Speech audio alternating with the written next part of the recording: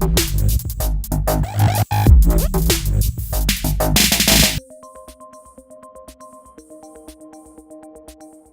started out KL Fashion Week back 5 years ago when it first all started, bringing in sponsors and partners. That was my main role. Prior to that, I don't know anything about fashion. I'm from one of those 9 to 5 kind of jobs. I've been doing a lot of sales and marketing, sales calls, client servicing, and that's how I kind of got into KL Fashion Week.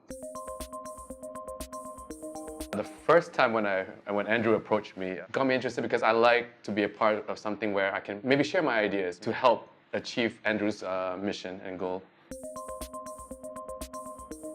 So I pretty much sometimes go out with Andrew, present to various sponsors. We cast a wide net from various industries. They provide a different, unique sets of services. For example, my job was basically how to manage their expectations, get them on board, create ideas to help them meet their objectives of the particular sponsor.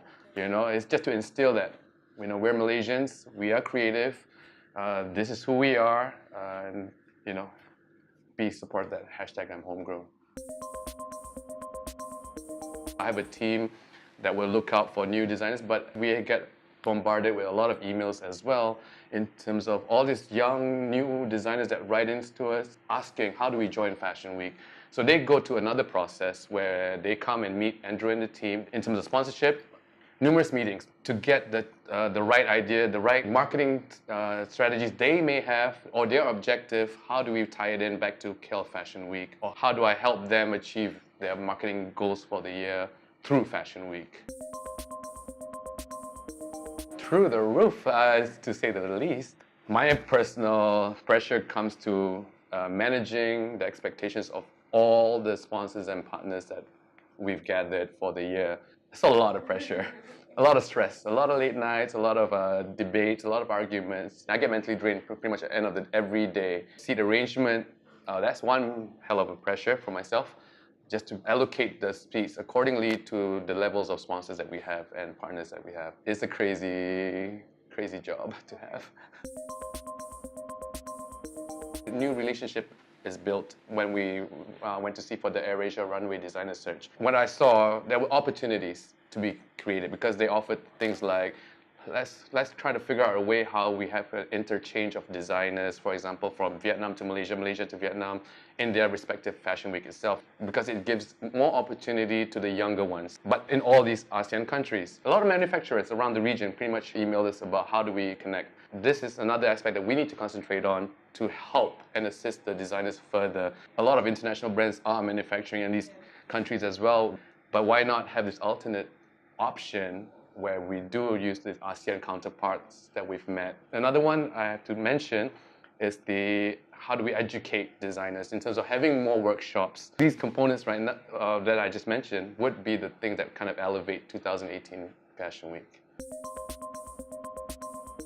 Normally, like every year, I think for the past 2 years, if I'm not wrong, H Life takes up the last show of the KL Fashion Week, and they propose to pretty much Andrew and the team, okay, we want to do an awards, we want to give out awards, these are the nominees, are you okay with these names? I think the team would advise on, okay, maybe not this or that, but at the end of the day, it's actually an H Live award. They gave it out, yeah. Would you wear what you've designed in front of us? Who are you targeting in that sense? These feedbacks will be given by Andrew and the team as well. Of course, you need to be creative, but have these criteria also in the back of their mind. Sellability as well is important. We focus on Malaysia first, but of course, you can expand your business around the region or whether it's global or in Europe. But if you're talking about KL Fashion Week, would your Malaysians wear it? What you see on the runway is what they show to the audience. And from there, they can kind of gauge the feedback. What comes out later, could be little tweaks just based on their feedbacks, just to make it a little more practical. For me, practicality should be the way to go forward, and sellability, of course. Oh, I've only been in this industry 5 years. In the last 3 years, I've noticed more of the street brands that kind of came in, showed their collection, elevated from a normal jeans and t-shirts to something that's fashionable. I think that's something that Like this year, people like Nerd Unit, Super Sunday, and these are my preference. These are clothes that I would wear on a normal day. Certain designers have pretty much progressed throughout the years with Fashion Week itself, and I think they benefited from it in terms of the coverage and in terms of the attention to them. I mean, this whole thing started, of course, is to create that demand in the Malaysian fashion market. In that sense, it has grown. You get more demand for Malaysian designers. More Malaysians want to support the local designers because there's always new things to learn. Designers are always pushing their boundaries with their collection. And we still have those designers that started off with our platform since year one with KL Fashion Week. And that one designer that I can really think of that pretty much sets the bar in a way is Alia Bastama. I would love to see more street brands that elevate themselves, I guess. I think there's a lot of them out there. I like to see them make it big and hopefully they get into the New York Fashion Week, the Paris Fashion Week. I mean, giving the opportunity for the local designers. I see a way where we can kind of create an ecosystem for Fashion Week. There's manufacturing that we can kind of assist with, workshops, departmental stores, ASEAN. So there's all these components that can create a better ecosystem for not only our Malaysian designers, but more options for them to kind of grow as well.